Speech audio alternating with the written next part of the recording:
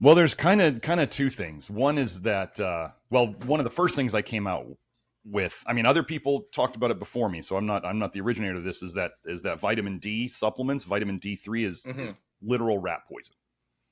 I mean, the two brands you can go out and look up, Terra D3, TERA D3. It's got D3 in the name, and then D-con, which is kind of a funny name when we're talking about conspiracy theories, D-con, right? So it's literal rat poison that is put out in blocks, and then, it sends lots of dogs to the veterinarian every year because they eat it and they start getting kidney failure. And we're feeding it to people. Actually, somebody on my Twitter the other day posted a link saying that there's now being deaths from D3 reported to the FAERS system. Okay. Like multiple deaths. So that was a big one, because that was one of my first things. Was I was one of the early people recommending D3. Like in my practice, 2013, I was doing finger prick blood tests to get people's vitamin D levels because I thought it was really, really important. I thought I was like on the leading edge. And then so I went through that phase fast, and then I figured out later that, oh my gosh, this is wrong, this is bad, and I stopped doing it. And then I had to, the thing that one of my claims to fame is that when I do make mistakes, my people know that I have the guts to say, whoops, okay, this is like wrong, we need to back off of this. And a lot of other practitioners will just kind of like sweep it under the rug or just stop doing it and not talk about it anymore. So there was that. Then there was vitamin A toxicity. I think that started about 2018. I was giving people vitamin A based on what I had learned. I know my naturopathic colleagues give a ton of it. They encourage tons of it in food. And I learned about vitamin A toxicity. I took it out of my diet, and I started feeling better. And then I started using it with my clients, and they started feeling better. And then I became kind of the scientific based guy explaining how it's a problem and why we don't need it and why there's evidence showing that we don't need it. So now, more recent times, I've come up with toxic bile theory. We now call it toxic bile paradigm, which is that people's chronic health issues is actually caused by toxicity that they've stored recirculating in them via their bile, and their bile leaking into their bloodstream. So those are kind of my big areas. And the fact that I'm willing to question anything out there, that I will do that. And, I'm just willing to question everything. Not cynicism, but skepticism, and going like, why I don't believe the governments are out for our health. So anything the governments tend to do, like, let's say, fortifying foods. I don't see that as being a good thing, and when Bill Gates, it's good his to question favorite vitamin everything as well. Yes. And when Bill Gates' favorite vitamin is vitamin A, and he loves vaccines, and he's actually said in a TED Talk that we could reduce the number of people by doing these things right, like getting vitamin A and getting healthcare, reproductive healthcare, and doing these things, I start going, that makes me realize that vitamin A is probably not a good thing, because he's lumping it in with, he's lumping it in with birth control. Yeah, doing it with birth control and vitamin A and vaccines. I'm like, no, I'm not down with that. That tells me something about it, Yes, so, yeah. Totally. There's a total war on everyone around the world when it comes to food. People are eating toxic food, not just in the United States, but every single country around the world. It seems like only the Japanese are the only ones that are able to stay healthy and thin for some reason. But one of the things, if you look at the traditional Japanese diet, not the modern Japanese diet, but it's actually quite low in vitamin A. And I've actually gone into the research on that. The Asians in general, 50% of them are slow in a detox enzyme called ALDH, which detoxes aldehydes. And one of the things that is high in, let's say, dairy, which Asians don't tend to eat much until they're taking on our diet, is vitamin A turns into retinaldehyde. So the fact that Asians don't tolerate or process aldehydes well, that means that they probably figured out a long time ago that they don't want to eat this in general. It's not good for them. Wow. Okay. Yeah. And that's why they seem to be healthier than us. And so vitamin A seems to be like a poison that's everywhere, and there's many other poisons in our diets and food nutrition. And let's jump right into it. Truth or myth? We have a few food things, and we want to talk to you about, is it truth or myth? So let's start off. The first one, Does vitamin A protect you from deadly measles? Oh, I did a whole live stream on this. It is really very interesting. We have a different concept of what measles is as a disease. It is actually a detox process. The body's pushing out toxicity through the skin, and it shows up as irritation, as measles. So if we believe that to be true, well, one of the things that vitamin A does, and I have the research on this, is it slows down bile production. So this involves toxic bile theory a little bit, well, a bit. So the body makes bile, and if we are able to leak it into the system, it then goes into the bloodstream, and then the body has other ways of getting rid of it, including the kidneys or directly through the skin. So if you push out a toxin through the skin, it can irritate the skin on the way out, right? I mean, it's a toxin. It's a toxin on the way in. It's a toxin on the way out. So if vitamin A does suppress bile production, which it does in the literature, then all of a sudden you could, if the measles was because of too much bile leaking into the blood and coming out through the skin, if you shut down that bile production, then all of a sudden you're not leaking into the skin. It's not coming out through the skin.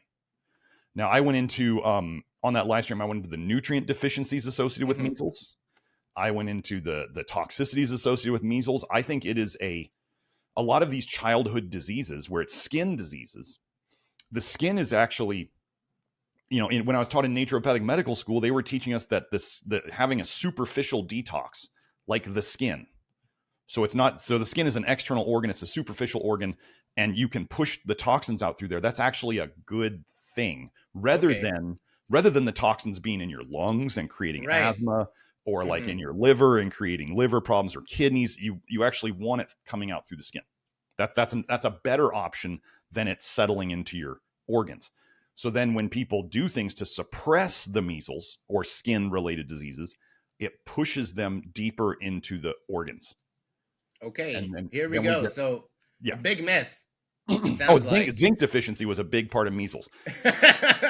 There's a very big connection. It's a very strange connection in the research where they try to say that a disease is vitamin A deficiency related, you can almost always find a zinc deficiency behind it. So people need zinc. I've demonstrated through the research that people don't need vitamin A. And we have plenty of people who are deficient or even down to close to zero in vitamin A, and they're doing great.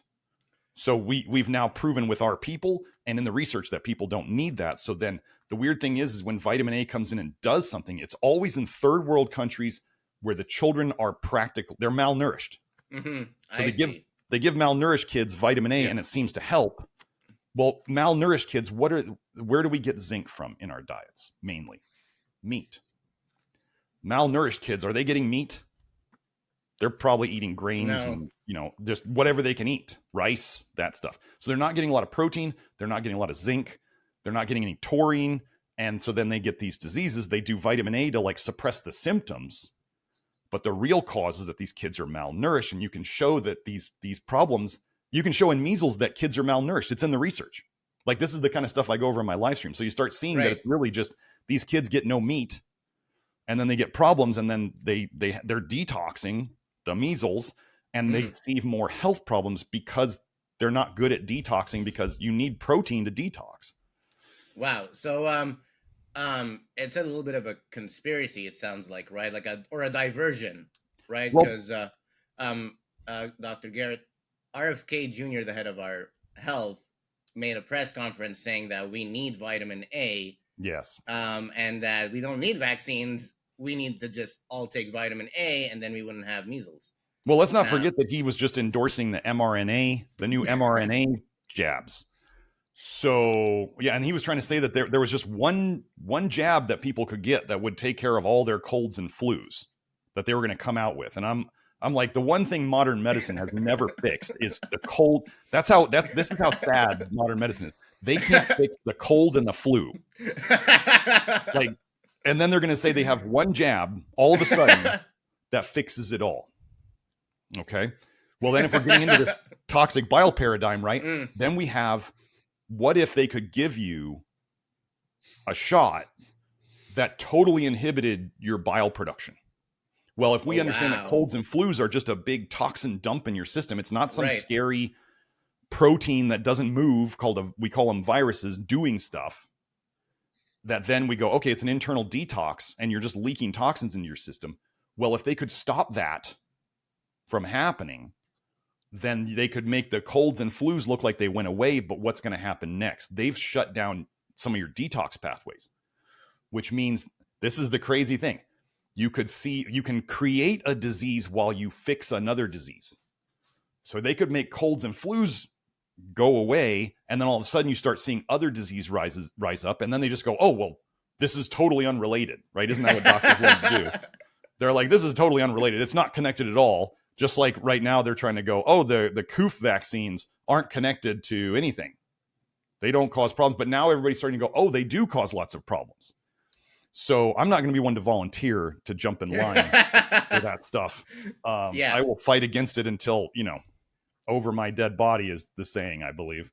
And that's what we appreciate about you, like the radical honesty, just speaking your mind from what you know, because it seems like a lot of people are bought and manipulated, and there's a lot of big sugar, big fats, big tobacco, all these things now. Oh, yeah. Do you think there's a big vitamin A? Oh, I mean, well, one of the things that Bill Gates complained about during COOF was that his vitamin A distribution was not going as well around the world. Like, he wasn't able to give everybody vitamin A. And if you like the World Health Organization likes to give third world countries, when they give them the pokies, they also give them an injection of vitamin A. And we start going, ooh, this is really looking bad. And I mean, I can tell you that even on a flight, I go to visit my girlfriend. On a flight, they had apple juice. I think it was Treetop brand. They fortified it with vitamin A and vitamin E. Why are they fortifying fruit juice now with vitamin A? They fortify dairy with it. They fortify nut and seed milks with it. They're now fortifying apple juice with it. They're fortifying, and then a lot of companies now, they don't have to, the FDA made it so that companies used to have to say how much vitamin A was in a product on the supplement, on the nutrition facts. They took away that requirement. So now companies don't have to say how much vitamin A is on it. What would they be trying to hide? Well, what if we found out that when people go over the RDA of vitamin A, that's when vitamin A toxicity really starts piling up. So they don't want people to be able to add together on their own and look at all these RDAs of fortified foods, of other foods that have it in it, and see, wow, I'm getting a lot of this stuff. Maybe I shouldn't do that. So they took away your ability to just look at foods and count up how much vitamin A you're getting in a day, even with the percent RDA, just an easy adding. So it's yikes. Yeah. So let me ask you, this is all legal? Like this is I mean, the FDA said they don't have to label vitamin A. It is the law in food. Yeah. But companies, even energy drinks now, I mean, energy drinks and protein powders and all these, the pre-made protein drinks, they all have, when people would start to look at how much vitamin A they're taking in from these prepared foods, and then if they added it to the foods they're already eating, they would really start to go, oh my gosh, if this is true, this is really bad. And they've been poisoning themselves for a long time in the name of health. Lots of health conscious people are eating tons of vitamin A. Like, as an example, before I knew about this, I used to make for my family when I was in my paleo phase, right? I was making beef and chicken and other stuff. And then I would bake sweet potatoes and carrots with butter in the oven. Like I was baking those together. Well, sweet potatoes with tons of vitamin A. They're orange, right? Carrots are orange, tons of vitamin A. Butter is full of vitamin A, and the fat helps you absorb more of the vitamin A from the plant foods. Wow. So it was a disaster. Backwards. And over time I realized that, like, I did that, and I would make spinach salad and arugula salad. Those are like two of the highest vitamin A green leafies. And then I'd put dressing on it. So you put fat on it, and then you absorb even more of these fat soluble, fat storable toxins. And then people start wondering, dang, I do so much for my health. Why do I feel so bad? Why am I getting autoimmune diseases? Why am I chronically fatigued? And then you go, you've been poisoning yourself in the name of a healthy diet. So that's what I'm trying to get out to people. Ooh. Yeah. So the things we consider healthy might not always be healthy. Right. Well, there's a war on people through the war on people nutritionally is being done through the mainstream media and the alternative media. Anybody who is really big in social media, anywhere, you start seeing, 50,000, 100,000 followers and up, they're either talking about certain things that they're told to, or they're particularly not talking about certain subjects that they're not allowed to, certain countries and other things like that. So you start seeing this, you just start seeing people get really big and they start to be more controlled. And so when Dr. Huberman is prescribing all these protein bars and stuff like that, is this health food, or is this because it says keto, low carb, low sugar? Right. Am I good? Well, the more things they start saying are not in it, the more things they're replacing it with. So like you start seeing sugar substitutes, whether it's artificial sweeteners, or they're just going to do something to make it taste good, because so many people out there are just, we're addicted to strong flavors, right? Strong sweetness, strong spiciness, lots of fat for the mouthfeel. And so we will just eat. I mean, I've made a joke about this, and I totally think it's true. If they could make crap taste good, people would literally buy it and eat it. Like, if they could make it taste, I mean, really, I don't think it's that far off. People will eat just about anything.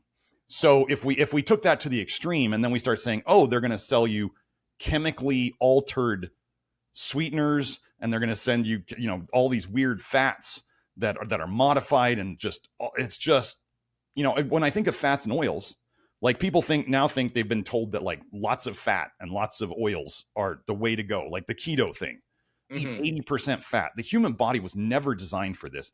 There's no examples of, like, major cultures eating tons of fat, other than people want to say the Inuit. But when you look at the Eskimos, the Inuit, and if you look at their longevity, it's not good. And they actually had a name for people especially women, but a name for people actually going insane. They called it Piblock talk, I believe. And it was like insanity from eating too much seal blubber and whale blubber and too many fish. And it was vitamin A toxicity, schizophrenia. They were talking about people running around naked in the snow way up in the north, and just speaking in tongues and basically going bonkers.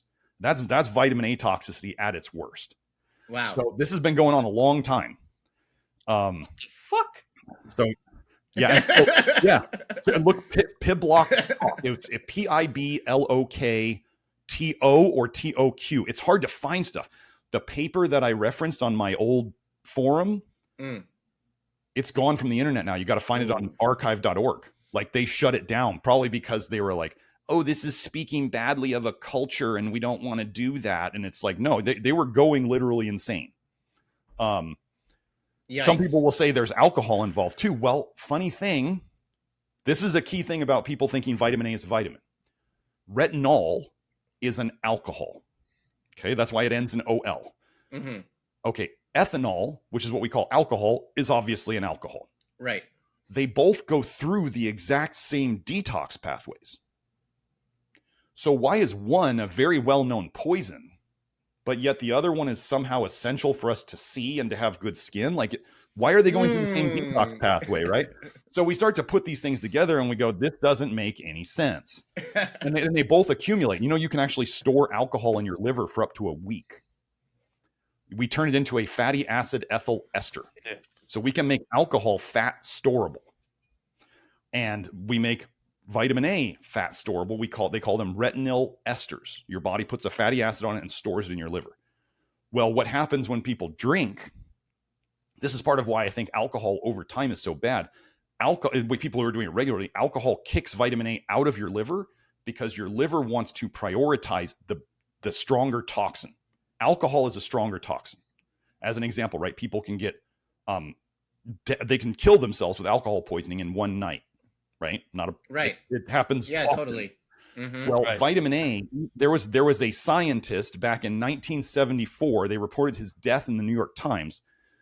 He thought that vitamin A was going to be like the cure to everything. So what he did was, over the course of 10 days, he was drinking a gallon of carrot juice a day and taking 100,000 units of retinol palmitate supplement a day.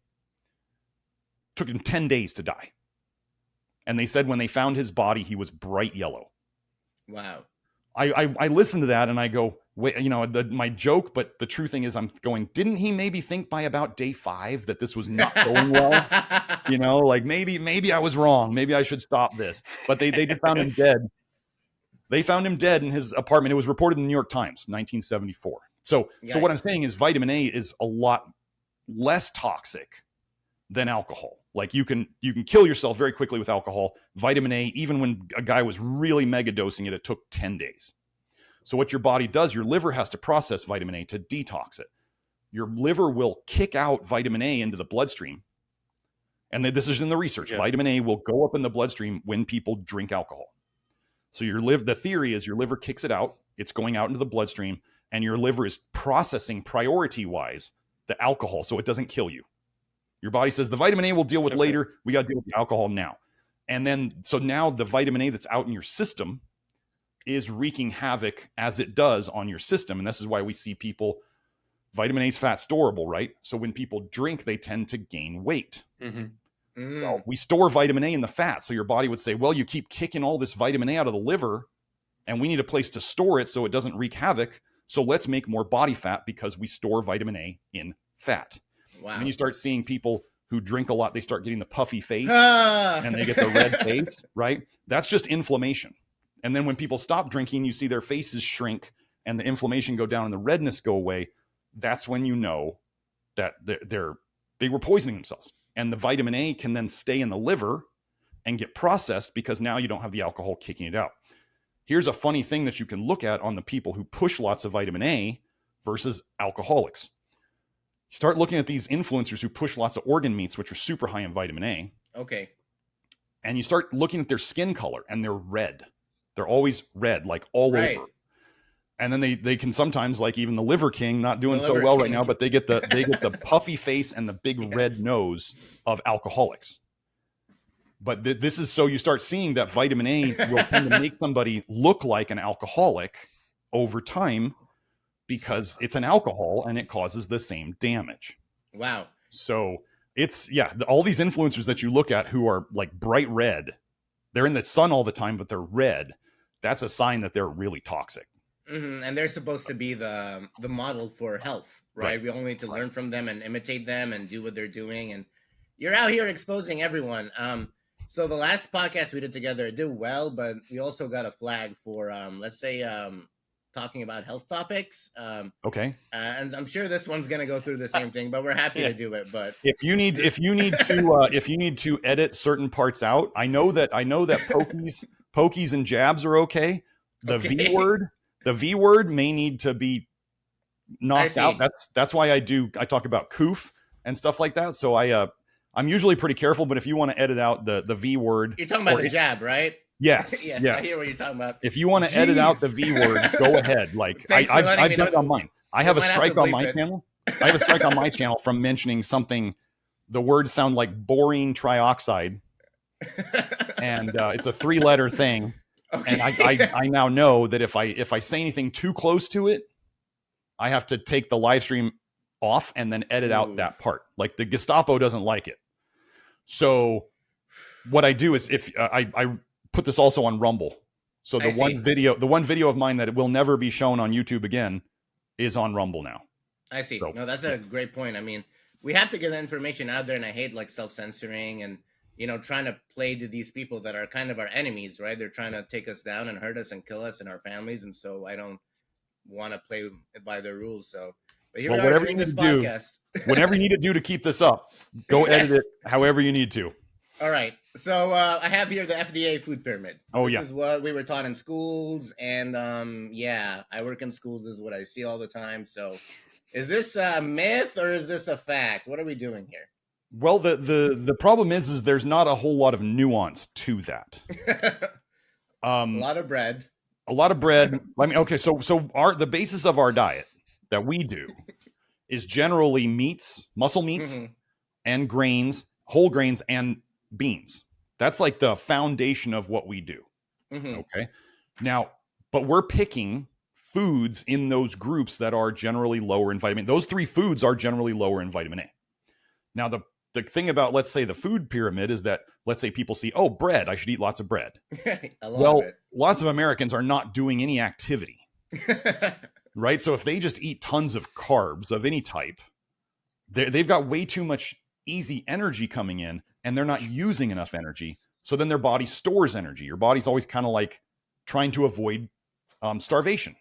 Like we are programmed, most of humanity's development has been in like close to starvation levels. So our bodies are primed to prevent starvation. So if we are taking in a lot of excess fuel, we will store it as toxicity. And if we're taking in a lot of fat-soluble toxins, the body will try to make more fat to store the toxins in, so it's away from the liver. Because the liver needs room to work. You know, it can't store everything. We do have a problem showing up in the liver in terms of fat-soluble toxins. That's called fatty liver. Why would your liver be making fat? Your liver stores toxins. If your liver starts making fat, then it's trying to store more fatty toxins, just like your body fat is. So it's not, and then most people, when they're eating grains and flours and stuff like that, the bottom end of that pyramid, they're eating fortified, like bleached and fortified flour products. Like white they make bread. it so, you can't find hardly any bread products that, unless they're whole wheat, that are not fortified. And they're fortifying it with iron and like niacinamide and not, there's a whole paper, there's several papers out there theorizing that the fortification of bread with niacinamide, which is when you see niacin on that label, is part of why America is so fat. There's a whole theory paper on this out there. Is this why sourdough bread is now getting more popular? Because it's not affected by any of these fortifications and like different additives? Yeah, some people are out there getting like flours from Italy where it's grown in like a valley and there's no glyphosate in there. And so they're getting these flours from Italy, or people are buying good like wheat and they're grinding it at home themselves. And then they're often making sourdough out of it. The sourdough process helps break down some of the gluten and some of the other things in it that are difficult to digest. And then they're doing a lot better. Like lots of people go to Europe and they eat the bread there, and they can even be celiac here, but they go to Europe and they can eat the bread there and they have no problems. So what are we doing to poison ourselves here? Like it's a poison problem. We have people now who go through our program. I have a whole episode on this about we have people who have claimed that their celiac, literally diagnosed celiac, is gone doing our work. Okay. What if I told you scientists did a study where they could not create celiac in a cell model until they added vitamin A? They had to add retinoic acid to it to create the inflammation of celiac. So if we start going, okay, so we get people off for a while, we get them off bad wheat, and we fix their vitamin A toxicity, and then their supposed celiac goes away. Wow. It's stuff we're doing that nobody else out there is doing. So it is crazy. So that back to that food pyramid, right? Yeah. Obviously, we're a big fan of muscle meat. Like a lot of my people are probably eating half their diet in muscle meat. Yeah. Like and then we look at the all muscle meat carnivore community, and they're doing really well. The ones who don't last are the ones who are nose to tail carnivores, where they're drinking milk and eating eggs and doing tons of butter, and they're doing tons of fats and tons of vitamin A, tons of vitamin A is a problem. And then eating vitamin A with tons of fat is a problem. And this is why there are no long-term nose to tail carnivores. It breaks all of them. And then they usually start cutting that stuff out, just like Paul Saladino has done. They start cutting that stuff out, and then they start seeing that they're doing better. And then people go, why'd you cut all that stuff out? Isn't that good for you? Don't you sell organ pills, Paul? I mean, he's never addressed that. He's just kind of like, I just eat a little bit of liver now, and I take only a couple of my pills. So, and he doesn't do eggs and dairy, or he does a little bit of butter. Anyway, it's just funny to watch them slowly learn that they're poisoning themselves, but they don't want to talk about it. So then we got, what were the other two? Oh, the fruits and vegetables and the fruits and vegetables, that level. Down here. Equal. We have a short list of low vitamin A fruits and vegetables that we find to be the best. That typical list is like bananas, apple. Well, what we want is the part of the fruit or vegetable that you're going to eat. This is the important part. The part of the fruit or vegetable that you're going to eat is either off-white or white or light green. So like people will say, and if I say that the colors of vitamin A tend to be yellow, orange, red, dark green. Okay. So you look at a banana and people go, well, wait, why is a banana good? Well, the yellow part we don't eat. Right. We eat the white or the off-white part. Same thing with an apple. The inside of it is all white, right? White-ish. You can find yellow apples. We don't recommend those too much, but that's still not that much yellow, as opposed to like, let's say a bright yellow squash or the skin on a zucchini or like spinach. Like you start seeing dark greens and reds like tomatoes and oranges like sweet potatoes and carrots and yellows like I said, squash, then we just avoid those. So we just pick our fruits and vegetables based on low vitamin A content. I'm a huge banana fan, like myself. Mm-hmm. I usually 2 bananas a day, sometimes more. But then vegetables, we do the same thing with. A peeled cucumber would be an example of this. I see. You know, so even though technically a cucumber is a fruit, anyway, but you know, or some people might do honeydew melon, the light green honeydew melon. So there's options in there. Then there's the muscle meat. Then I actually think that lots of America's problems, people will blame it all on sugar, like the keto and the low carb people love to blame everything on sugar. And then if you look at the data, like fats and oils, added fats and oils, consumption has gone way up. This is actually the theory for why Asia is not doing as well in their health now. It's because they're starting to eat more fat like we do, and they don't process it well. Humans are not designed for high fat diets long term. So we start adding fats and oils, and now we've got the seed oil thing, right? And then you got people adding tallow to, now they're switching from seed oils to tallow, and you go, okay, seed oils are a problem because PUFAs break down into what's called malondialdehyde or 4-hydroxy-nonenaldehyde aldehydes, which we don't like. Or get this. So you could tallow. Yeah. So we live in a toxic world. Us, please. So we live in a toxic world. Okay. Tallow is the fat from a cow, right? That's been rendered. So it's been heated and melted, and then they collect it, and then they let it solidify, and they filter it or whatever they're doing to make it less stinky because it stinks. They do things to process it, but I want you to think about this. If a cow is exposed to toxins, and do we expect that anybody living anywhere, especially in the West, is not exposed to toxins, including the cows? So the cows are exposed to toxins, fat-soluble toxins. Where does the cow store its fat-soluble toxins? Liver. In its fat. It's fat. And it's so fat. now you have the toxin storage area of the cow that people are then literally taking and concentrating and eating. And then they're putting it in like deep fryers. Right. And they're deep frying toxic fat. And if you think in the restaurants that they're using organic grass-fed tallow, no, they're not. They're using like the cheapest CAFO, like the really bad cattle raising stuff where they're giving them antibiotics and they're giving them all this toxic stuff. There's just not enough. There's not enough tallow, organic grass-fed for people to use. And even still, that is where those cows store their toxins. So, and then people are cooking it, which oxidizes the toxins, which then makes it even worse. So the problem is humans are not really supposed to eat high fat. That's it. I'm not saying low fat is the answer. I'm saying the fat in the foods is okay. Adding more fat to it is where the problems start. It's as simple as that. Like, you shouldn't be adding a bunch of sugars. Okay. You shouldn't be adding a bunch of fats. Okay. Fats in foods, like if somebody's eating ground beef, if you're eating beef, you're not on a low-fat diet. Like, you can't eat beef and be on a low-fat diet.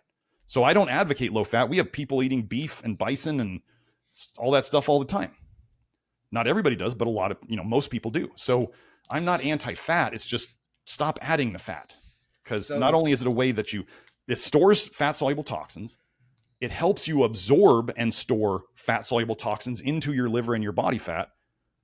And then for most people, it's adding way too much energy to their system. And so just between the fats and the carbs, you want to know how to get fat? Eat lots of fat and lots of carbs together. That's how you do it. So adding those things is a problem. And so we're just getting back to like basics. And like a lot of people will say, the diet we espouse, when they really look back, but past 100 years in their culture, that we tend to, what we're proposing people eat, they're like, wow, this is really like what my culture ate 150, 200 years ago. We don't just look back the last 100 years. We go back further, and then they say, oh, wow, like people have noticed that our diet, when they look at it, is a lot like the biblical diet. And then people go, but there was milk and honey in the biblical times. And you go, how much milk do you think they were getting? And how much honey do you think they found all the time? And then chickens, when they're not domesticated, lay like an egg a month or something. So they were not eating tons of eggs. So people have made, and then if you kill a cow, right, you get one liver. There's like 800 pounds of meat and one liver. So how many people were eating a lot of liver? They weren't. So now that we have this abundant supply of all these things, people are eating tons of it and thinking it's good for them. And then they're wrecking themselves. And then they find me and I tell them, stop doing all that. So that's the food pyramid is basically, it's not good.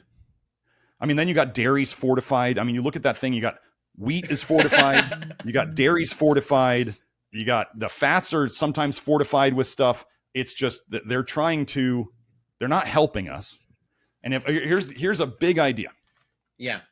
The purpose of a system is what it does.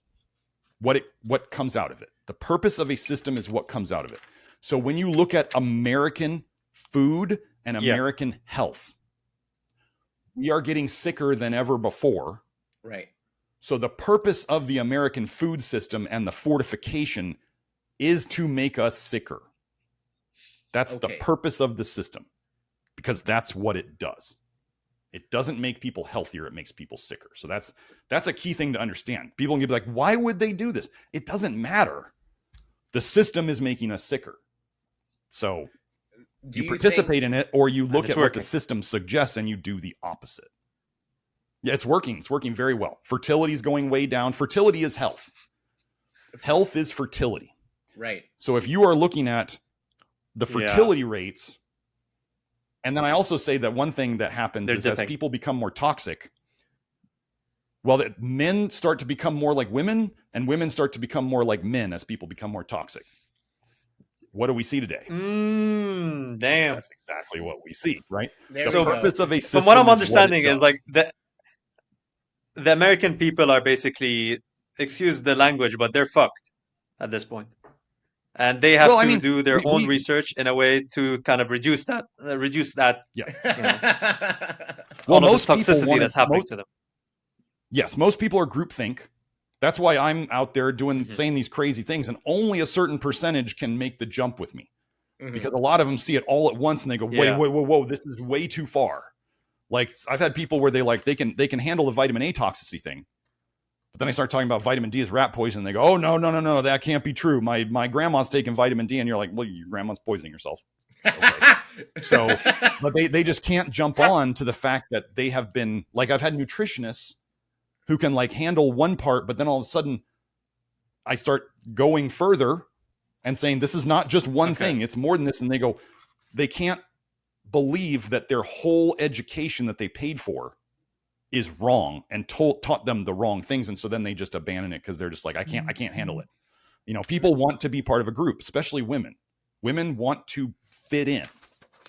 And so it's very difficult. I have quite a few guys, men. I have lots of men in my program compared to other health programs, because the men are willing to go against the grain more than the women. The women who come in are their bravery is amazing, because they're willing to go against, the mainstream. Right. But it's the purpose of a system is what it does. So when you look at what the system is doing, then you know what they want. As in they. I always put quotes around they and them. But yeah, so that's basically my take on the food pyramid. There's like, could you look at the food pyramid and go, there's good and bad things about it? Yeah. I would say there's a lot of nuance that has to be done to it. And, we have people on my program who thrive with higher carbs. And then we have people like myself where I do better with generally not low carb, but lower carbs. And so people have to figure this out. There is no protocol. People are similar yet different. So we have to Everyone has like respect their that own each person. specific program that suits them. Yes, that's why when That makes people sense. talk about my work, when they talk about my work, and I go, we don't use the word protocol, because protocol means the same. Everybody does the same thing. Like, you do this, Right. and it's like I have people who get problems eating too much red meat because it's too much iron. They're really good. These people are really good at absorbing iron. So if they get too much red meat, they absorb too much iron. They get iron overload. Does that mean red meat is bad for everybody? No. But it means for these people, they don't tolerate it as much. So they start to do more poultry, like chicken and turkey and stuff like that. So they get less iron. And then they feel better. And some people do great on red meat 3 times a day. So just that little difference, I give people the permission and I encourage them to figure out what they need to do within the framework. So think of it as like we have a framework, not a protocol. Yeah. They pick things within the framework that work for them. So, yeah. So we can safely say that equality does not apply on food, health, lifestyle. No. I mean, well, when people will say like, okay, they'll say like my culture eats lots of these things. Okay. That may be an indicator. Like, I always joke that if, like, let's say actually I'm like that's a very good point. I just wanted to ask a question on that. Should people follow their food culture, like the culture that they grew up in and the food that they eat within that culture, or should they go out of their way and actually analyze what their body works with? That's okay. So think about it this way. People could start with, okay, so if you have, well, let's, as an example, I'm like almost all Northern European. And I used to joke, and I still joke about it. I say, if it was 200 years ago and I was a doctor in Norway, like, I'd be seeing, because people were so genetically similar in that area, like, once you figure out the fix to problems, you could fix just about everybody, because everybody's going to be so similar in genetics. Okay. Is that the way it is today? No. So if somebody had, let's say, both of their parents were very, from the same culture, from the same general genetics, from the same area of the world, is it likely that, let's say, you as their child are going to have the same genetics, and if they know that they do really well on certain foods, that makes sense. Okay. But just to use an extreme example, you have a person from, let's say, a very light-skinned person from one part of the world and a very dark-skinned person from another part of the world, and their cultures eat very different things, and then they make a child. Which diet does that child need? So when my mom tells me I should marry someone from my community and from my culture, there's more to it than just, a religious reason or something like that. There's also health and if one looks into the research, people from very mixed genetic backgrounds, where their mom was, from one and their dad was from another, they have much higher rates of depression and suicide. They don't feel like they fit.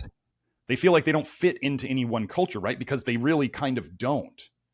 And so I do believe that, for maximum happiness and ease in life, I think finding someone of your genetic cultural background is the best for the child, and probably for people to get along. People know that if you have a bunch of dogs, right, the dogs who are the same breed are going to get along the best. That's just normal. They know how, they understand how each other behave. They know this sign and they know that sign, and they have the similar temperaments generally. So it's this whole, like, when we mix genetics, which diet works the best? Because let's say you have the mom and the dad are different. The mom cooks her food, but let's say the dad doesn't get along with it really, but he likes it. Let's say he loves it, but he doesn't physically get along with it, and it starts putting him in the grave early. And then let's say the child is raised going, well, my mom always cooked this way, so this is the way I'm going to eat because that's traditional. And you go, but what if your genetics don't like that? Just because two people fall in love doesn't mean that they need to eat the same foods. It's a complicated mess. So we get into, yes, each person has to figure out what works for them. And just because people were raised on something doesn't mean it's good for them. That's a huge problem. So yeah. This is something that I'm finding very interesting for me lately, because I grew up eating my mom's food, like all this Lebanese stews, the cultural food, and I grew up, I would say, fat, and then eventually I was, I would say, 20 kilos overweight, so maybe borderline obese. Mm-hmm. Eventually, when I moved out, I started taking obviously my eating habits into my own hands and started changing. I started playing around a lot with like my food lifestyle, and I started my weight started decreasing when I started doing my own cooking and like Mm-hmm. choosing what I wanted to eat. This also coincided when I moved to the West. So I moved to the UK and I started eating specific foods from there. I stopped eating like, those large stews and like lots of rice and lots of carby food, and I Mm-hmm. dropped the weight.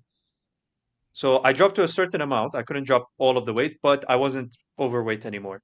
Um, now, something that now that I'm spending more time with my dad, I'm starting to eat more like him.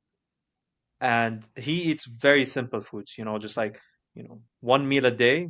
He'll go like Mm-hmm. pure protein, maybe like chicken or fish. He doesn't like red meat. I do kind of like it, and sometimes like I'll make a steak or something like that.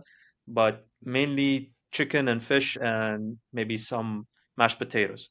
Mm-hmm. Um, but nothing complex.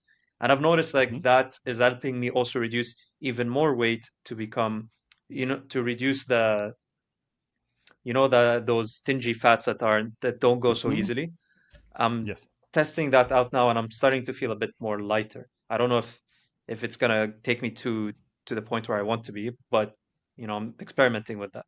So so this is like, and my parents are also from the same community, by the way. They're both from like the same city. They're not Mm-hmm. related, thankfully, but they're from the same city. Uh,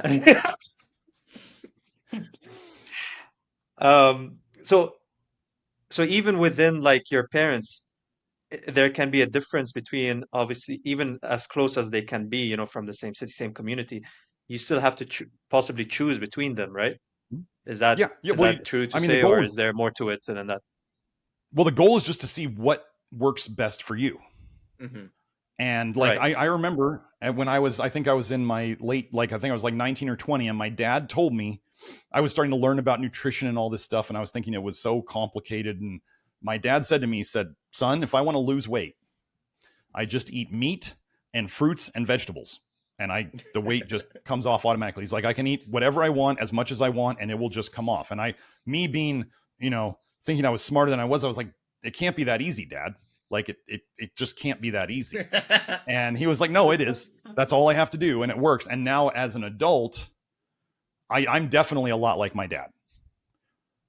Well, I see that, like, if I really want to lean out, I can just eat, like I've said before, like I could live on ground beef and bananas. Like I could live on that. But I don't, but I could. Mm-hmm. So if somebody told me you get to eat two foods for the rest of your life, that's what I would pick.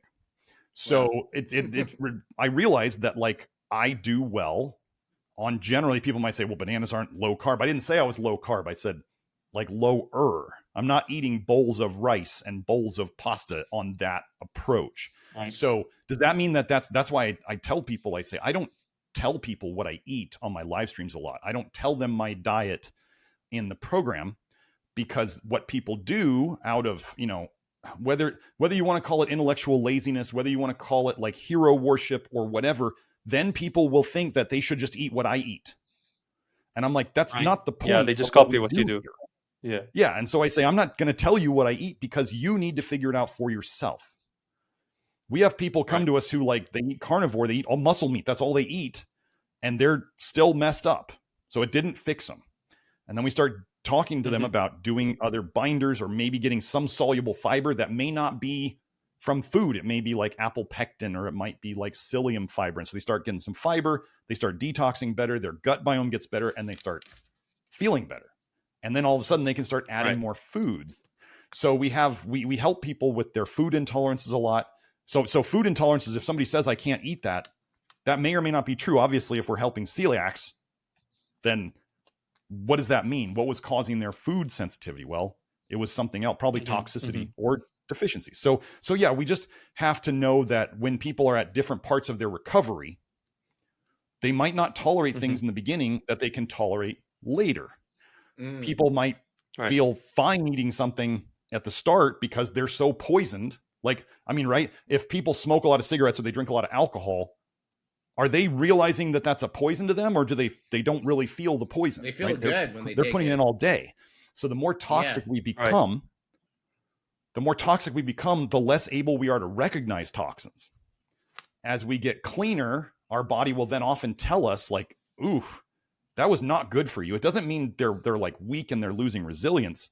It means that their bodies are cleaner and it recognizes poison better. If you guys have ever met, if you guys ever smoked, or if you ever knew somebody who smoked and then they quit, the people who quit smoking are often the ones who are the most sensitive to cigarette smoke, right? They're like, oh my gosh, it stinks. Oh, we got to get away from this. And they want to get away from it because their body now knows after it was poisoned for so long, they quit. They quit. And then now their body recognizes the poison like that. And it's like, you got to get away from this. Like, this is not good. This is super toxic. So that's why a lot of people have that reaction. Their body knows it's a poison now. It kind of ignored it while they were smoking. But then once you quit, it recognizes it as the toxin it was and how bad it was for you. And then it really rejects it in the future. Wow. So, right. Okay, a question on that topic. Mm-hmm. So, truth or myth, do you think the pro-obesity movement is secretly funded by the junk food industry, similar to how smokers' rights groups were funded by big tobacco? Yeah. Hell yeah. When I hear RFK Jr. promoting nicotine, and then people are like, oh, he's coming out to save us. I'm like, do you know how much money big tobacco lost now that cigarettes aren't cool? Like, so now he's like, oh, you can vape. I mean, maybe RFK Jr. was never told that the heating element in those vapes is Chinese made and is full of toxic metals. Ooh. And then you're vaporizing like glycerin into glyceraldehyde, and you're smoking basically just straight toxins to get some nicotine. He suggested vapes, and he suggested, these packets. I can tell you in nicotine gum, I saw an ingredient in Nicoderm. It's still online. Listen to this ingredient: aluminized polyester. Okay. Aluminized polyester. They put aluminum and they coated polyester with it, and it's in the gum. Wow.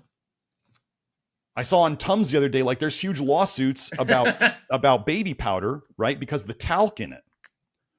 Tums is still putting talc in their Tums tablets. So they're putting a straight up admitted carcinogen in their calcium carbonate tablets. Like, the poisoning is everywhere. And but the rights and all the rights things, it's all part of the whole, like, the way to destroy a society was shown in China a long time ago. But one of the things is they have to destroy the norms of a society. They have to destroy the heroes. They have to destroy the norms. It's called the four, I forget. It's the four something. They have to destroy different parts of a culture so that they can then bring in the new thing. And that's exactly what they're doing with just the destruction of the West. It's bad. But yeah, so the idea that obesity can be healthy is just completely wrong. Now, here's a weird thing that people don't know about in the research, though. Being chronically underweight is actually a bigger risk of death early than being overweight. But nobody talks about it, which is kind of, it's kind of, it's way it's okay, because there's a lot more obese people than there are chronically underweight people. But being chronically underweight is an issue. It's a very real issue. But being overweight is obviously more recognizable. It's more common. But it's actually the idea of being overweight is that you have the ability to make more toxin storage. So it keeps it out of your blood system. Whereas the underweight people can't make body fat to save their lives. And so they don't have a place to store it. So it floats around in their blood and then causes them an earlier risk of death. We help people with both. I actually have a term for it. I call them overtypes and undertypes. Overtypes, like overweight, is a key part of it, but they tend to have too much of stuff on labs and stuff like that. And then undertypes tend to be underweight. It's a tendency. It's not a guaranteed thing, but undertypes often tend to look low in things. And it's like this whole pattern. And when we figure that out, people can kind of say like they're over or under type, and then we can kind of tweak things a little bit to them, but we still go by the individual. The over type or the under type is a big pattern, but still they have to customize it to themselves. So, well, do you think RFK's done anything good in terms of the Food Drug Administration? I know they're taking out artificial flavorings from cereals and stuff like that. Is that really going to make a difference, or no? It's all just it's the whole Tylenol and autism thing. It's like a scapegoat. they're trying to find little minor things to say people are like, oh my gosh, they're doing wonderful things, and then all of a sudden they're like, yeah, we're going to make an mRNA cancer vaccine, and we're going to make everybody have wearables. You know, and I this is just a step counter, but they're going to make everybody wear wearables so they can track your health metrics.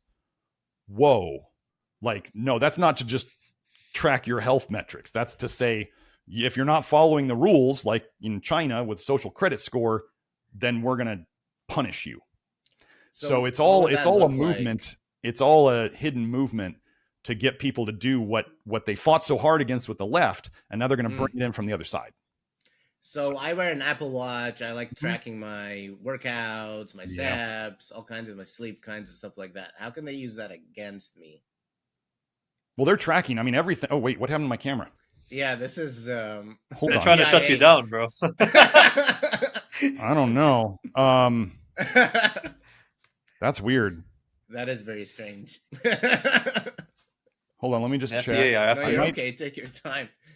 Cool. Okay, where were we? The system, trying to bug us.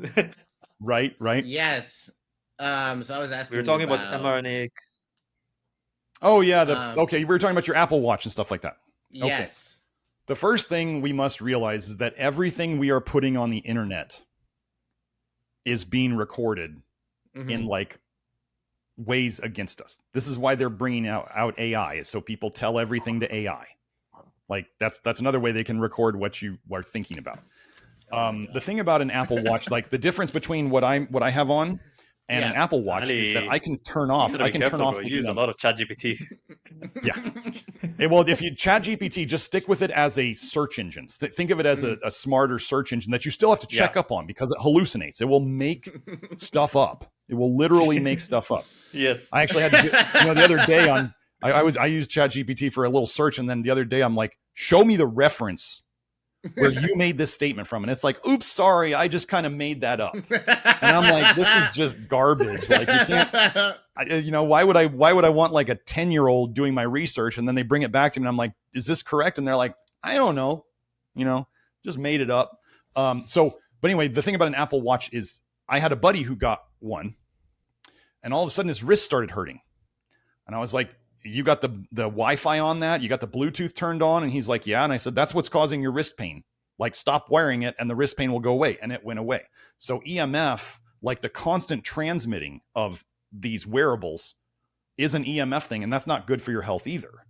So the one I wear, the Vivo Smart 5, the Garmin Vivo line, you can turn off the Bluetooth. You can make it so there's no EMF coming out of it. And then you can just turn it on when you want it to sync up with the app on your phone or whatever. That's a good idea. It's really like, I don't want any extra EMF on me than I have to. I've got things on my phone to help with the EMF. I like the EMF solutions products, but EMF is a huge part of it. And the funny two of the biggest things I deal with in people, toxicities, one is iron overload. The other is copper toxicity. Okay. I did a whole live stream on this where people can learn about it more. Okay. EMF means electromagnetic frequencies. Electro, the most conductive mineral that we use in our environments to wire our entire houses with. You know what it is? It's copper. Right. So we have copper all around us, and copper is very conductive. So we're talking about conductivity. So if you had too much copper in your system, you become too conductive. Wow. You get around an electromagnetic field and you start conducting electricity. I mean, we are biochemical, electrical sacks of meat, right? So then we have iron. What is the most magnetic mineral that we have in our lives on a daily basis? Iron. Iron. So if you have too much copper and too much iron in your system, you become too electromagnetic. So then when you're around these fields, it's practically like vibrating you. And people will say that when they're EMF sensitive, they often get symptoms, but one of the big things they feel is like this vibration in them. And so we've actually fixed that in a lot of people. We get their copper down, we get their iron down, they stop becoming so electromagnetic, and then they don't have as big a problem with it. We also, people talk about blue light. Research shows, like blue light from computer screens and phone screens and all that stuff, the unnatural blue light, because there's blue light in the sun. That's where people, when they think all blue light is bad, it's like the sun is blue light and the sun is good. Right. But the artificial blue light, research shows that blue light cannot cause damage to cells, including your eye cells, unless there is vitamin A present. So all of a sudden, we've had people who are like IT guys, like these IT guys work on computers all day long. And they used to have to, they get eye fatigue, they get eye discomfort. They'd have to wear like blue light blocking glasses to work. And then as we fix their vitamin A toxicity, all of a sudden they don't have to wear these glasses anymore and their eyes don't get fatigued like they used to. So we're fixing these toxicities that are actually making us more sensitive and more easily damaged by, let's say, blue light and EMF. And we have research connecting all of this stuff. So, and then we have the anecdotes or the testimonials, whatever you want to call it, of people fixing these problems. So there's a lot of stuff going on out there. Okay. Another one. We got 2 sodas here. I got a Diet Coke and I got a Coke. Which one should I drink if I want? Should you drink? Burger. I'm not going to say should. I don't want to should on people. I can tell you that, okay, so diet soda, like Diet Coke, one of the first things in nutritional medicine or toxicity medicine, whatever you want to call it, when I was 16 to 18, I thought, Equal and aspartame was still coming out. And I thought it was healthy. Like I was trying to be healthy as a kid. Even at 16 years old, I was eating like shredded wheat cereal, and I was doing skim milk because it was low fat, and I would put Equal on my shredded wheat. So I thought I was being like super healthy. And then I'd also make a soda at home. Like my mom would have club soda and some lemon juice in the bottle, right? I'd make Equal and lemon juice and club soda. I'd make like a fake Sprite out of it. And I thought I was being healthy, right?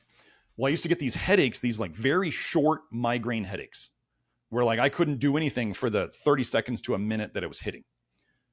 And then I take a trip to Canada with my family, and there's a supplement store with one of those health magazines out in the front of it.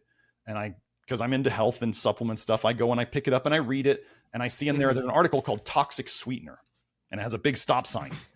And I'm reading about aspartame and how it turns into methanol and formaldehyde and these other things in it. And it says it could be related to headaches. And I went, oh crap, what if I just figured out my headache? So then I go home and I stop using it, and these short migraines go away. So that was my first experience of saying, I don't trust these people to tell me what is good and what is not. Yeah, water's good. Water's always the best choice, right? So the thing about, okay, so you held up 2 cans, right? Right. So the artificial sweeteners, I wouldn't do. Okay, cancel artificial sweeteners. So I was always told this is a lot more sugar. Oh, it is. Way worse and for you. High fructose corn syrup, not only has mercury been found in high fructose corn syrup, which would be the red one. So there's mercury in high fructose corn syrup. And then what certain research has found is that it's kind of like when they unfold the high fructose corn syrup, there's actually way more calories in it than normal sugar. So we start looking at this high fructose corn syrup and the explosion of obesity from it. And not only do we have a toxin in it, but there's a lot more calories in it. And when you drink calories, they don't register with your body. This is why, like when guys want to bulk up, they do lots of liquid protein shakes and they do lots of liquid calories, because it doesn't trigger your satiety mechanisms. When you drink it, it just goes right by it, and your body just goes, was that water? I think it was water. Okay, we're just going to count it as water. So then we have, I don't know if you guys saw, but I can show you on hair tests that when people are drinking out of aluminum cans, the aluminum on their hair test will go up based on how much they're drinking. So even though in those cans, I don't know if you guys have seen the reel going around social media, but a guy dissolved the aluminum on the outside of the can. Like he did chemical processes to dissolve that aluminum. And then he showed that there's literally a plastic bag. So that they line those cans with plastic. Okay. Probably supposedly to protect you from the aluminum. But then they're giving you microplastics. So when you're drinking sodas, you're getting, I can show you on hair tests that you are getting aluminum. So the aluminum is coming through that plastic. That's what we know. They can say that it doesn't. It does. Then you're drinking microplastics. What if you just pour it into a cup? Well, it's all soaked into there. Like it's already in the liquid. It's done. It's already absorbed. There's no escaping. Between those two choices, right? Between those two choices, both of them are going to have aluminum problems. Both of them are going to have microplastic problems. Then you get into the Coke has the high fructose corn syrup problem. And the phosphoric acid, which is used to dissolve things. You don't really want a lot of phosphoric acid. That's in both of them. And then with the Diet Coke, you have artificial sweeteners, which are neurotoxic to your brain and your nervous system. So would I pick one of those? Like, okay, so if I was going to drink a soda. Yeah. First of all, like if I'm at a restaurant or something and I feel like something, so like people go to restaurants and they want to treat themselves, right? Mm-hmm. Well, if you can get to the point where you can just get like a soda water and maybe squeeze some lemon or lime in it, like that's what I do at Chipotle. If I go to Chipotle with my boy loves Chipotle. What has Chipotle made their empire on? What three foods? Meat, beans, rice. Right. Wow, isn't that about what we recommend as the main foundation of what we do? Pretty good. Chipotle's pretty good. So I mean, they spice the food That's a bit smart. too much for my taste. I'm not a huge fan of spice. I mean, I like spice, but it's not great for health, right? They don't use pepper spray as an anti-inflammatory, right? It's inflammatory, and that's why you get the burning ring of fire, after the next day of eating that stuff. So anyway, but like at Chipotle, I'll ask him for a water cup, right? Mm-hmm. And then I get the soda water, and then I just ask him for like the limes, and I just put some lime in it, and it's special, but you're just drinking lime and water with carbonation. So if you can get to that point where you're doing like lemon water or soda water with lemon or lime, if you're going to treat yourself, like that's the best compromise where you get something different than usual, but it's not high fructose corn syrup and the other stuff. If you were going to drink soda, there are a limited number of sodas out there, typically the clear ones that use real sugar. So if you were going to drink a soda, get one with real sugar in it, not high fructose corn syrup. And then just really, you're trying to minimize your aluminum can consumption. You're not eating the aluminum can, but things in aluminum. Go ahead. So like a Diet Sprite in a glass bottle, if you can find. Well, if you could get a glass bottle, like if somebody was getting like what the Mexican Coke, right, where it's supposedly real sugar, although there's debates online if they have started using, there's debates online if they've started using high fructose corn syrup in it and not saying it on the label. I'm dead serious. You can look it up. Look up Mexican. How's that legal? God damn. They're getting away with how's the FDA gonna? I mean, somebody has to test it. But yeah, so a Mexican Coke, let's say with real sugar in a glass bottle, of all the choices you could make, that's on the better end. So I wouldn't get a Diet Sprite because that's going to be artificially sweetened. You know what I'm saying? True. So I would get, I forget the brand. It used to be Sierra Mist used to be real sugar. Fresca, something like that. So yeah, I would try to do real sugar. I would try to do glass, but then the easiest thing is just not to do it and just drink some water, or you get a soda stream for your house.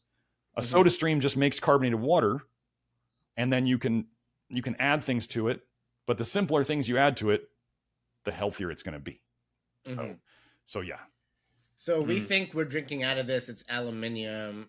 I'm like, there's no plastic, right? It's not a plastic water bottle. I'm not going to get plastics in it. But you are. You're saying there are. And okay, so where are these plastics going? If I'm drinking, do I like poop them out, or no? They accumulate in your system just like everything else. They tend to accumulate. They tend to be fat soluble, so they tend to get stored in the fat. We can actually, in my zeolite episode yesterday, I covered, I think, about 8 papers where they showed that zeolite grabs onto microplastics. Now, the thing about the microplastics is once they're in your system, once they're in your bloodstream and going through and getting in your tissues, like as an example, zeolite stays in your gut. So the zeolite can only grab onto the microplastics that make it to your gut. There's people on the internet who say that we can't detox microplastics at all. Well, they're wrong. Microplastics have been found in the bile and in the gallbladder. And the only way they would get there is by the liver pushing them out in the bile, and it goes into the gallbladder, and then it goes into the intestines. So you can get rid of them. The easiest thing to know about any of these toxins is that avoiding a toxin means that it doesn't come into your system, right? So if you minimize your toxin exposure, your body doesn't have to use energy to detox it. It doesn't have to use nutrients to detox it. It doesn't cause any damage. You just don't have to deal with it. It's like the don't be there kind of thing. Like if you don't put a toxin in, it doesn't have to be dealt with. The more toxins we put in, as I have a saying, and the poison always wins. So if people are, let's say some influencer out there is like, oh, I'm gonna drink alcohol, but I'm gonna take all of these supplements to undo the alcohol damage. The alcohol is gonna do its damage, like on its first pass, and you might try to undo it, but it's still gonna cause problems. Then the poison always wins is the idea that if you keep trying to poison yourself, or if you are accidentally poisoning yourself, it's going to beat out. You can't out supplement poisons. So we try to, like the 3 pillars of my approach. Number 1 is we try to reduce, minimize, avoid exposure to toxins. That's number 1. Because a toxin that never comes in doesn't cause any problems. Number 2 is we're going to facilitate the removal of stored toxins in the body, whether that's body fat. Well, I mean, we store lead in our bones. We're trying to get rid of just other fat soluble toxins. So we're trying to facilitate the removal of that. And that tends to be with binder things that grab onto bile, like soluble fiber, like activated charcoal, like zeolite. These things bind on a toxin so that you poop them out. And then the third thing is we want to correct nutrient deficiencies so that your body has what it needs to run the detox system and to protect you against these toxins. That's the 3 pillars of this whole thing. So once people are doing those right, their detox system is working faster. We've actually gotten, in certain ways, too good at our jobs where people can detox too fast and then not feel good because of that. Because you store these toxins in you, and if your liver starts pushing them out too fast, you could aggravate your symptoms too much. And most of the time, I'm telling people, slow down, like stop pushing things too hard, because they're like, why do I not feel good? Because you're doing things too hard.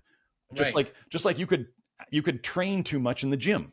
Like, no, totally. We use a lot of exercise analogies. Like people can go into the gym and wreck themselves and get overreaching and overtraining. Injuries. Like, totally. Why do I feel so bad? Hey, maybe don't do 2-a-days for 2 weeks and wreck yourself and not eat enough food. Like let's say they don't eat enough food and they overexercise. It's road to ruin, right? It's very quick. So yeah, we use a lot of these analogies. Like you can overdo anything. You can overdo things that are good for you. Like people can kill themselves drinking too much water. You can literally kill yourself with hyponatremia by drinking too much water. So, I tell people if you're peeing clear, you're already drinking too much water. Like, your body's telling you by peeing water, you're not, if it's clear, it's not really like, it's not urine. Like, right. If you think of urine, what does urine look like in your brain? You go, it's yellow. So if you're peeing out water, your body's saying, I'm peeing out straight water. Maybe don't take so much in, right? Get back to like light yellow at least, or yellow. And by light yellow, I don't mean just a tint of yellow. I mean like light yellow. So we don't want dark and smelly urine. We don't want clear urine. We want it somewhere in between. And a lot of people are just over drinking all day long and they wonder why they're tired. Right. That can be a huge cause of fatigue for people, is just drinking too much water. Oh, wow. I mean, it's all about balance. Yes. You can't overdo things. People want quick results. How can I get the most amount of muscle super fast? How can I get super healthy super fast, lose weight, anything like that? I had a question about protein. So protein right now is like the big thing. Everyone wants protein. Protein snacks, protein everything. I got my chomps over here. I got all the protein. I'm trying to maximize, trying to get 200 grams of protein every single day. Now, is that a scam or is that real? How much protein do I actually need? That's how much protein does a person actually, the need word is the key one. I'm personally, people ask me like, what protein powder do I like? And what protein bars do I like? And I'm like, I don't eat any of them. Like you mentioned the chomps, right? Yes. Like that's a beef stick. That's, I buy those and I have those around. Like it's food. Nice. I got so sick of during my bodybuilding days of doing protein powders and stuff like that I just can't handle it now. Now, how much do you weigh? Like 240. Okay. So yeah, I've basically found that I'm about 200-ish right now. And I am pretty much the most muscular I've ever been in my life. Now I do have protein at each meal. And I do like protein, so I do tend to emphasize it. But I probably get 120 grams a day. And I'm maintaining and gaining muscle. I think a lot of the bodybuilding stuff is a lot of protein. Now, if you're using protein to push out carbs and fats in a way, that can be very useful for like reducing your weight. I like to, and then here's another brain trick, calling it reducing fat or reducing your weight is better than saying losing weight, because when you lose something, the idea is you want to find it again. Right? If we've lost something, the idea is that we miss it. We want it back. And so what do they do with the brain trick, right? Losing weight. You don't want it back. So if we call it reducing or like improving your body composition or whatever, it sounds fancier, but you're really not messing yourself up with that. So the Getting excess lean. protein, I think getting more protein during times of trying to lose weight is a good thing. Do I think that doing it through like ultra processed foods? Probably not a great idea. So all these things that have protein added or like high protein that normally aren't high protein, you have a granola bar that's high protein, or like Costco has like protein water now, artificially sweetened. And then they've processed whey protein, whey protein mac and cheese. Yeah. So I kind of like my boy, he's 14, he's getting into weight training, and he's like, Dad, I got to get 40 grams of protein with each meal. And I'm kind of like, okay, he's asking me last night, we grilled some meat, and he's like, Dad, does this look like, how many grams of protein does this look like? And I'm like, I said the burgers that we make here are like 26 grams. So he looked at it and he goes, oh yeah, that's definitely like what I need. And I'm like, okay, cool. That you're learning how to eyeball it. But, and he loves meat. He always has. He like thrives on higher meat and less of the other stuff. So I just let him. I'm like, okay, good. You're listening to your body. But he's also sometimes getting into like, oh, I got to buy the protein granola bars, and I got to do protein powder, and I got to do all this stuff. And I'm just like, you don't have to. You just figure out what to eat food wise. And then this is going to sound crazy. I have 2 recent live streams on this. MSG, monosodium glutamate. Right. Which really should just be called sodium glutamate. Glutamate is one of the most abundant amino acids in your body. So MSG is just a sodium bound to a glutamate. And as soon as it enters your system, it breaks into sodium and glutamate. So it's not like this compound is running around your body as one piece causing problems. One of the things that I've seen since I have started, we've talked about it now. We've got people using MSG as a health supplement. It's basically an amino acid bound to a mineral. That's what it is. Okay. We've got people seeing all sorts of improvements in their health. And in America, we're very like, MSG is horrible. It's very bad. You shouldn't eat it. Right. And here we are having people try it out. And lots of people, especially women with their menstrual cycles and other stuff, are like, oh my gosh, this is amazing. Maybe you guys have heard recently where their women are talking about eat a steak on the first day of your menstrual period. What does a steak have a lot of in it? It's got a lot of protein. It's got a lot of glutamate. So they start having purposely more glutamate in their diet, and then they see this improvement. So we can actually just use it. So MSG, sodium glutamate, monosodium glutamate, is the cheapest amino acid supplement out there. And what it does actually is shown in multiple studies. It improves your digestion, and it actually increases the amount of other amino acids in your bloodstream. So the way I'm putting it, and like why I've gained more muscle recently in recent months than I've had ever, is the addition of MSG to my program, and we're having other people do it and they're doing really well. I suggest if you want to start with it, just a pinch, just like that much. And then you can move up from there as you see how your body likes it. Not everybody's body likes it. Most people's do, and they really enjoy their food a lot more. And I actually think that the reason why a lot of the Asian world, glutamate helps with two things. It makes your protein go further. So the other protein that you eat, it makes it go further. And it helps your detox through ALDH. So those two things, well, 50% of the Asians in the world have slow ALDH. What's the part of the world that eats the most MSG? Asia. Right. And then also, when we think of low protein diets, right, Asian diets often come up in our head, right? There's not a lot of protein in an Asian diet. So how do they get away with it? Well, they're seasoning their food with a MSG. Literal amino acid supplement that makes protein go further. Wow. And so you start to see why Asia, you could not pull the MSG out of their cold, dead hands. Like they're not going to give it up because they know how they feel on it. And we have people now who convince their Asian like parents or their Asian grandparents to stop using MSG.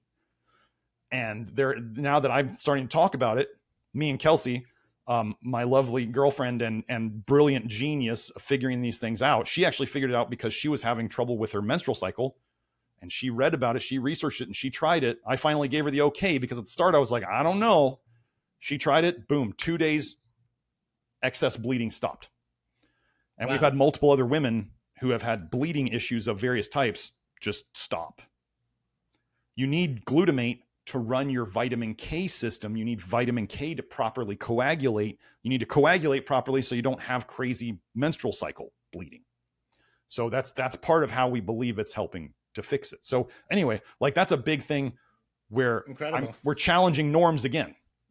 Like in America, everybody's like MSG is so bad, and America like practically eats the least added MSG of the world. How's our health doing? How is our health doing? The worst.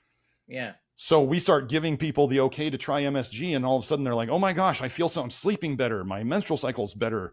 I'm gaining muscle and I'm losing fat, and it's wild." So as long as MSG is not key thing here that I'm saying, MSG does not make crappy foods healthy. Right? They put it on a lot of crappy foods because it tastes better, and you eat more of their crap foods. Or they put it on fatty foods and you eat more of the fatty foods. Those are not good things. If you're using MSG within like our framework of diet, then people really start seeing benefits because it's basically an amino acid supplement. So if that's what I do, like I'm using MSG on my foods with food. It's always taken with food, always with food, preferably with protein foods. But I'm using that, and then I just get, I have some muscle meat at each meal, and then I'm actually gaining muscle over time. So, but without have to try that. Yeah, without going crazy on protein intake. Like I know I don't feel great when I'm like doing the whole like bodybuilder thing of just stuffing protein in my face all day. Like I don't feel like I'm digesting well. I don't feel good, and I go, that's probably not good. And I also go that like the amount of muscle that like bodybuilder types carry, well, usually there's steroids going on, but also I don't think that amount of you don't hear about long-lived bodybuilders. They don't live a long time. Right. So I don't want to, I look at that and I go, I don't want to do that. Generally bigger animals of a species, like the bigger they get, the shorter they live. And I'm not saying I'm obsessing about longevity, but like warriors don't tend to live as long as the gardeners. It's just a normal thing, right? So warriors want to be big and strong. Well, that has a toll. There's a toll of being extra big. Right. So being extra small, you might live longer, but then you might get your ass kicked. We kind of choose. We choose our path, so. You want to be a warrior gardener kind of style. Yes, right. Right. Well, you want to be prepared, but trying to be excessively big doesn't help anybody. So like humans are designed to be a certain size, and we can be bigger or smaller based on our choices. And there's consequences to every choice. So that's all. I just tell people they have a choice, and then they go, oh, okay. They don't quite know what to do.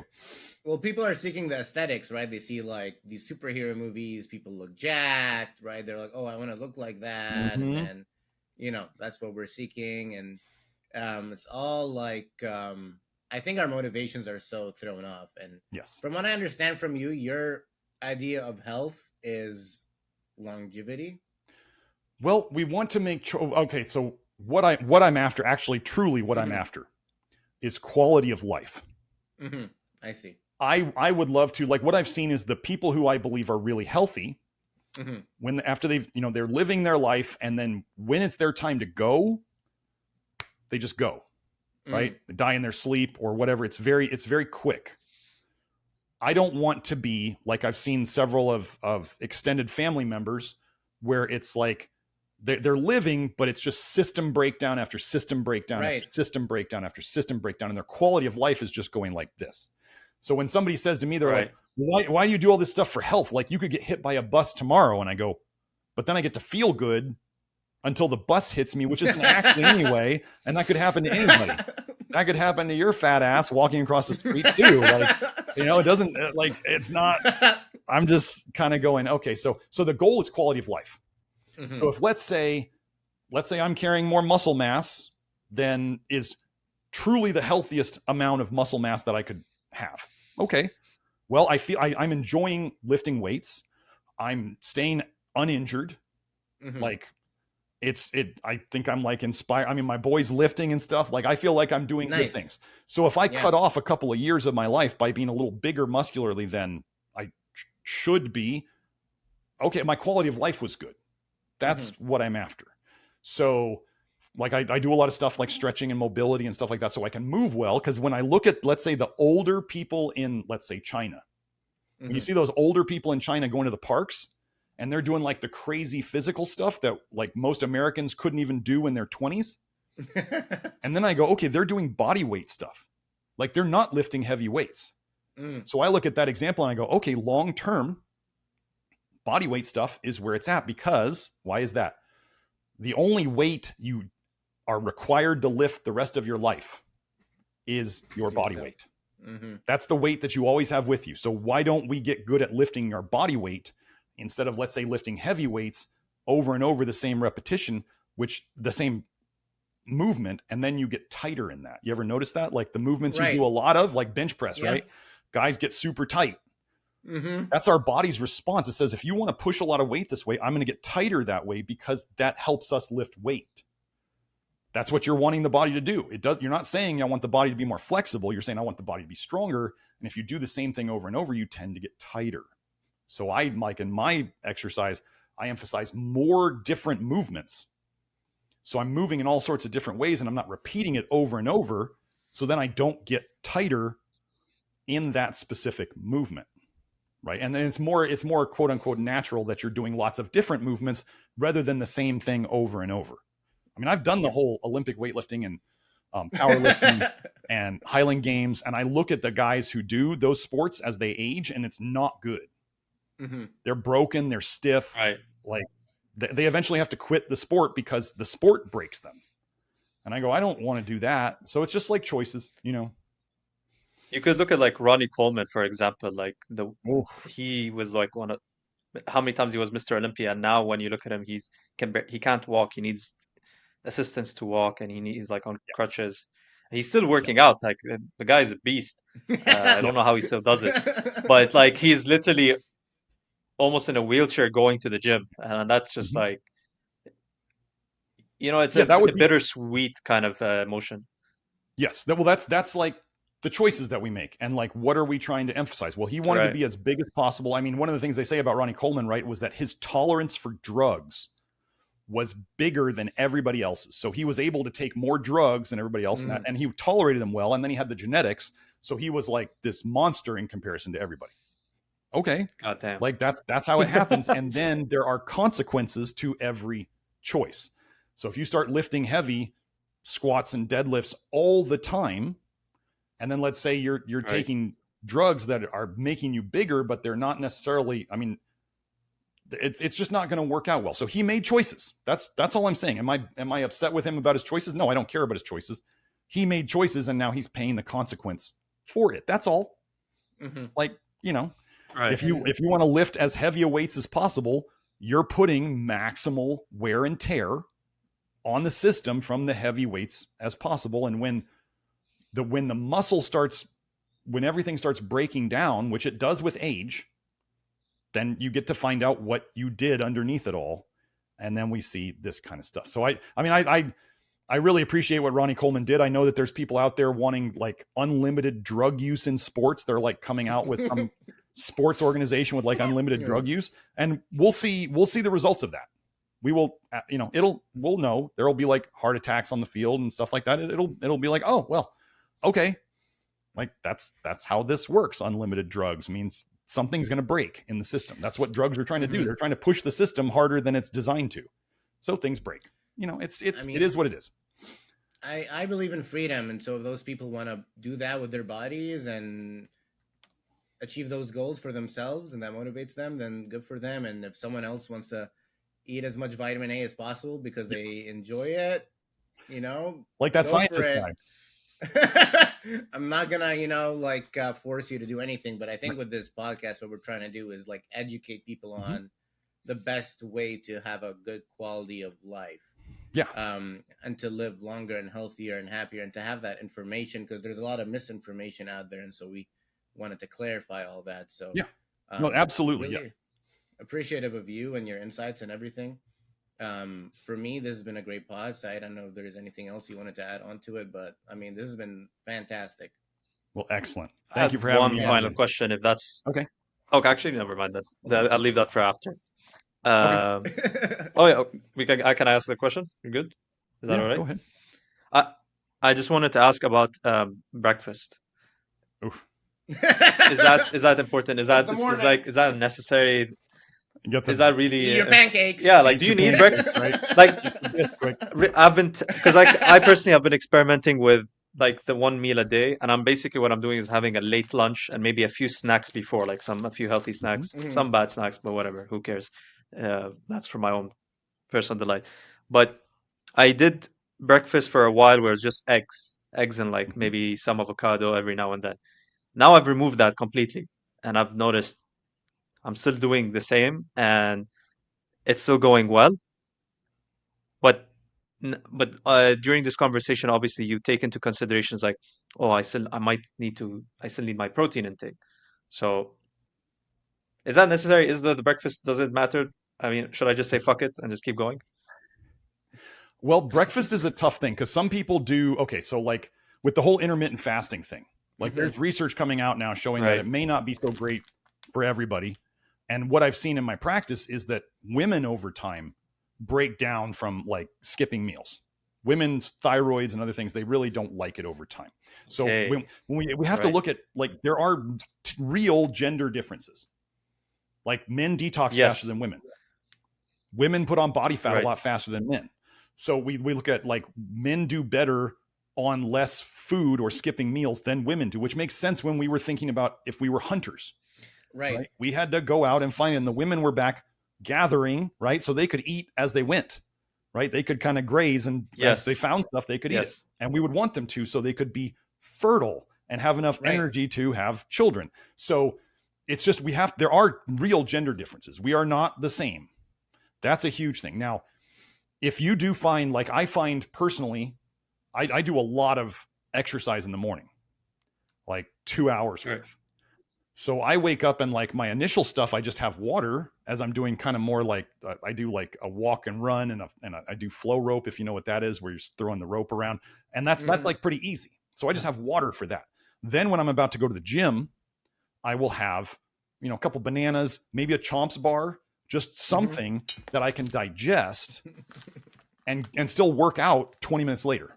Like that's one trick of figuring out, do you really get along with the food is, could you eat it and work out 15 minutes later? If you eat too much of it, or if it's a food that doesn't agree with you, 15 minutes after you eat it, you'll be like, oh, I can't work out right now. This is not good. And that's one way of thinking about, is that food really agreeing with you? So breakfast in America, like the whole eggs and bacon thing, that was created by a marketing, like an ad company.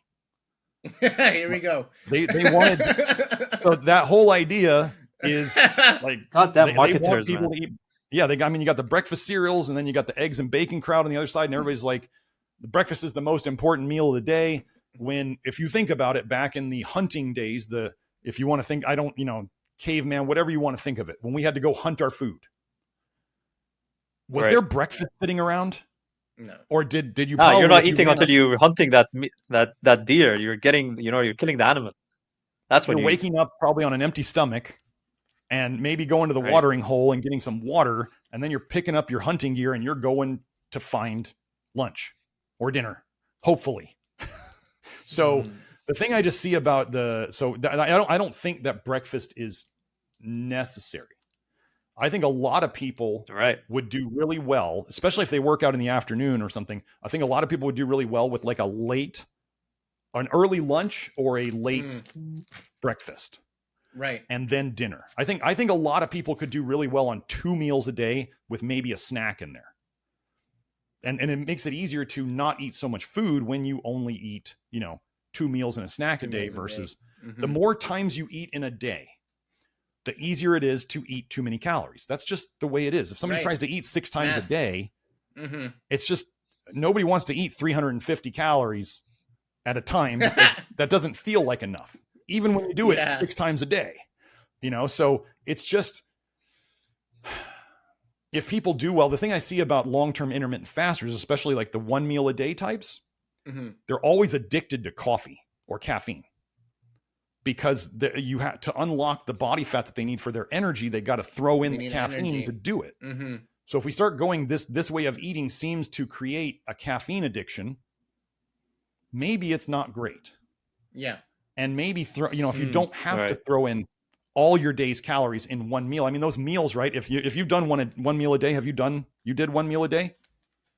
I've tried it. I'm currently doing it. Yes. You're currently doing it. Well, you were saying you were having a snack or something anyway. But 1 meal a day, right? It's like a 2-hour meal. It's like 2 hours of eating, right? To get in all the stuff you need. It's like a long, well, but it's a big meal. Like I won't reduce the portion. Like I'll put as much protein and maybe even like a decent amount of carbs in it as possible. It's just a lot of food at once. So you're like putting you're giving your digestive system a maximum break in the day, right? Right. But you're also putting maximum stress on it when you do eat. Like you're loading it up. And when I did 1 meal a day, I felt terrible after eating all that food. And I just started going, do I have to do this every night? Like just sit here and feel bloated and just full. And I was like, I don't like this. I don't feel good. So I'm not going to do it.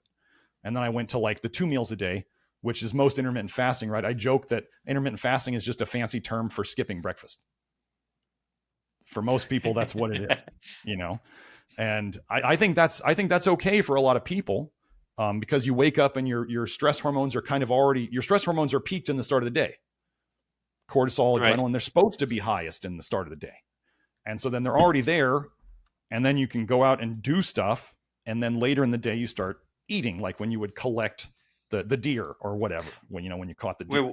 So that's why do they have to be the highest at? Oh, go ahead.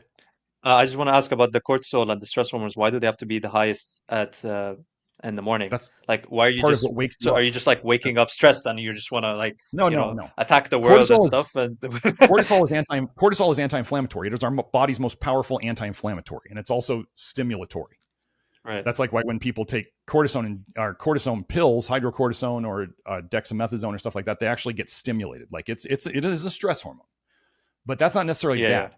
The normal pattern of cortisol is it kind of spikes as you're like in the hours before you're supposed to wake up, and then it hits a peak. You wake up. Okay. It's what gets you out of bed, and then it kind of goes down through the day, and then it flattens out at night, and that's how you can go to sleep. So a lot of people who wake up really tired, they're not actually getting the proper cortisol spike that is supposed to happen that wakes them up, that gives them energy to start their day. So it's not all bad. Like cortisol is not all bad. Okay. So if you eat in the beginning of the day, right? If you eating will tend to lower your cortisol. So let's say you have a big breakfast and it dampens your cortisol, it could make you more tired, right? So skipping breakfast for a lot of people kind of lets them keep their energy, but then a lot of other people kind of go, well, I want a little more energy, and then they start having caffeine addiction, and then they just kind of, so they're using caffeine to like bump up the cortisol. It's complex, but breakfast is an individual thing, in my opinion. Mm-hmm. Yeah, I think a lot of people would do I'll be well switching to without that it, or 2 meal a day. Yeah. Breakfast could just be a snack for a lot of people. It doesn't have to be like a full meal. And that works really well for me personally. So that's a very fair point. Dr. Smith, thank you so much for coming back on and sharing all of this insight and information. Is there any final words you'd like to say before we end the podcast? Well, if anybody wants to find me on the internet, you can find my stuff on YouTube, youtube.com/nutrition detective. If you're looking for nutrition detective almost anywhere on the internet, you'll find me. My main website is nutritiondetective.com. We're actually going to be in the process of rebranding everything. So it's going to be all new look and all that stuff. You can find the cleanest supplements you can pretty much buy on our web shop. I really put lots of effort into getting people minimal ingredient and the cleanest supplements without additives and all that other fillers and all that crap. So when you do need stuff to refill your nutrients, we're trying to make it as clean as possible. So those are the areas where I have a live stream every week. We did episode 215, and I haven't missed a week in over 4 years. So wow. I take a lot of pride in that. And so that we do a new topic every week, or a Q&A and all that stuff, and people are really enjoying it. So those are the places to find me on the internet. Yeah, if people want more information. Fantastic. Excellent. Awesome. Guys, thank you for watching another episode. I hope you're enjoying A2 the show with us, and don't forget to please like, subscribe, and share, and we'll see you guys next time.